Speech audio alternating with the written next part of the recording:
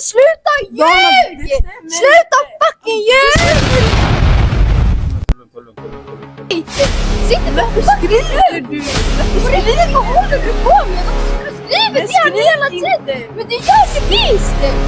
Jag skiter i alltså på riktigt, du är fett falsk! Men kan du bara tro? Alltså, jag kan inte tro på dig för du sitter och fucking ljuger för mig hela tiden! Stämmer det eller? det stämmer! Nej alltså på riktigt, du är fett falsk. Alltså vad håller du på med? På riktigt! Du är min kusin, du är kött och blod! Varför gör du sådär då? Stämmer det eller? Men det stämmer alltså. Det stämmer visst! Jag vill aldrig se dig igen. Som att jag vill se dig, alltså snälla, gå härifrån på riktigt. Varför hon gjorde så, det är helt, alltså... Är det hon? Det är din snap. Du tar din kille före din kusin. Det är inte att jag tar han före din, alltså min kusin. Det är ju du som har gjort fel. Har jag någonsin skrivit med din grabb eller? Nej men det har inte jag heller.